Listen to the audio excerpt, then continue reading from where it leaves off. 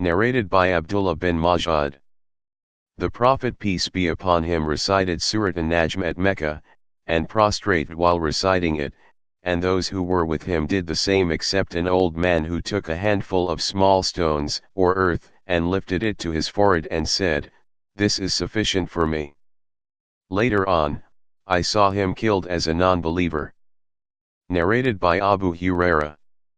On Fridays the Prophet peace be upon him used to recite Alif Lam Mim Tanzil as-Sajda, in the first rak'ah, and Hal Ata Ilal Insani, Surat ad-Dahr, in the second rak'ah, in the Fajr prayer. Narrated by Ibn Abbas.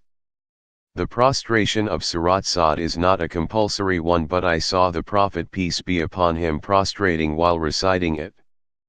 Narrated by Abdullah bin Majid. The Prophet peace be upon him recited Surat an-Najm, and prostrated while reciting it, and all the people prostrated, and a man amongst the people took a handful of stones or earth, and raised it to his face and said, "This is sufficient for me." Later on I saw him killed as a non-believer.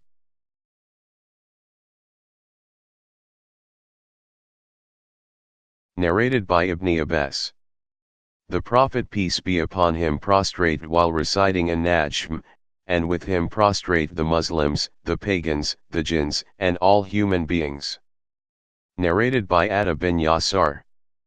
I asked Zayd bin Thabit about prostration, on which he said that he had recited an-Najm before the Prophet, yet he, the Prophet, had not performed a prostration.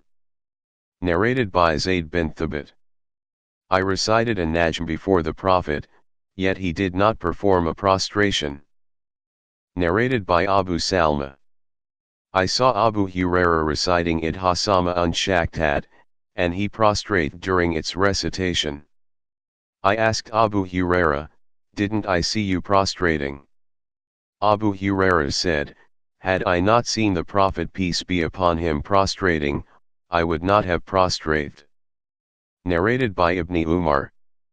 When the Prophet peace be upon him recited a surah that contained the prostration, he would prostrate, and we would do the same, and some of us, because of the heavy rush, could not find a place for prostration.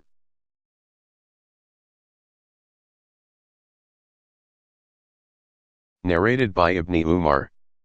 When the Prophet peace be upon him recited Surat as-Sajda and we were with him, he would prostrate, and we also would prostrate with him, and some of us, because of the heavy rush, would not find a place, for our foreheads, to prostrate on. Narrated by Rabi'a.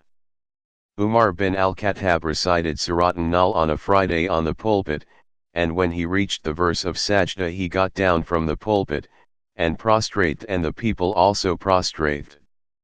The next Friday Umar bin al-Khattab recited the same surah, and when he reached the verse of Sajda he said, "O people! When we recite the verses of Sajda, during the sermon, whoever prostrates does the right thing, yet it is no sin for the one who does not prostrate." And Umar did not prostrate that day. Added Ibn Umar, Allah has not made the prostration of recitation compulsory, but if we wish we can do it. Narrated by Abu Rafi. I offered the Isha prayer behind Abu Hurairah and he recited it as Sama un-Shaktad, and prostrate. I said, "What is this?" Abu Hurairah said, "I prostrate behind Abul Qasim, and I will do the same till I meet him." Narrated by Ibn Umar.